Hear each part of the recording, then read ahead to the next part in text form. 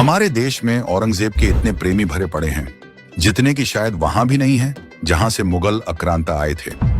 लेकिन फिल्म छावा देखने के बाद अबू आजमी जैसे सपा नेताओं को बड़ा दर्द हो रहा है कि औरंगजेब को क्रूर शासक दिखाया गया, क्योंकि हमारी किताबों में वामपंथी इतिहासकारों ने भी मुगलों का खूब महिमा मंडन किया है। तो अब देश के युवाओं के सामने सच्चाई आ रही है तो इनके पेट में दर्द होने लगा है।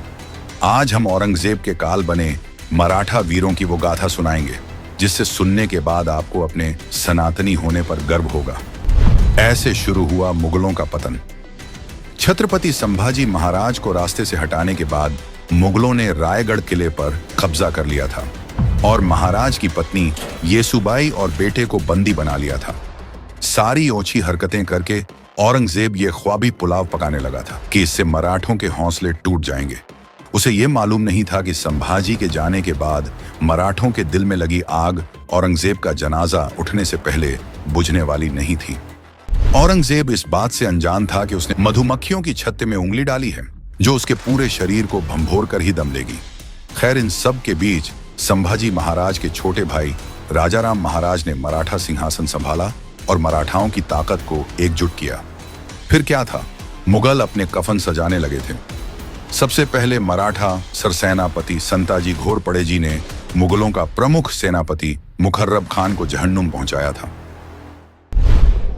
जिसके बाद गोलियों की बौछार की तरह मराठा वीर ने औरंगजेब की सेना पर दक्षिण से लेकर कर्नाटक तक इतने भीषण हमले किए कि कुत्तों की तरह अपनी दुम कभी सीधा नहीं करने वाले मुगलिया सेना की हालात भीगी बिल्ली की तरह हो गई थी।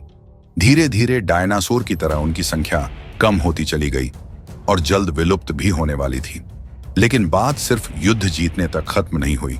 संभाजी के वीर मराठा औरंगजेब को ऐसी सजा देने चाहते थे जिसका पछतावा उसकी 7 पुश्तें याद करें। संताजी घोरपड़े और धनाजी जाधव, मराठा के इन 2 सरदारों ने मुगलों के खिलाफ गुरिल्ला युद्ध नीति अपनाई।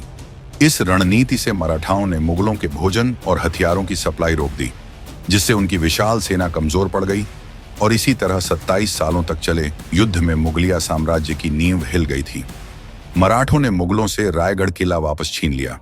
कहा जाता है कि औरंगजेब ने एक बार जब युद्ध के मैदान में चारों तरफ अपने सैनिकों की लाशें देखी तो वह चीख पड़ा, या अल्लाह, ये मराठा किस मिट्टी के बने हैं। ये न थकते हैं, न झुकते हैं, न पीछे हटते हैं। क्या हम इन्हें खत्म करने की कोशिश में खुद ही खत्म हो जाएंगे? और उसका कहा वाक्य सच हो गया। मुगल खत्म हो गए। औरंगजेब भी खुद अपमानित होकर महाराष्ट्र की भूमि में दफन हुआ। मराठाओं की यह विजय केवल एक युद्ध की जीत नहीं थी, यह सनातन धर्म की जीत थी। यह हिंदवी स्वराज्य की पुनर्स्थापना थी। लेकिन यह देश का दुर्भाग्य है कि इनके वंशज साइकिल के पंक्चर बना रहे हैं और कांग्रेस सपा जैसी पार्टियां इन्हीं की बदौलत सत्ता में आने का औरंगजेबी ख्वाबी पुलाव पका रहे हैं।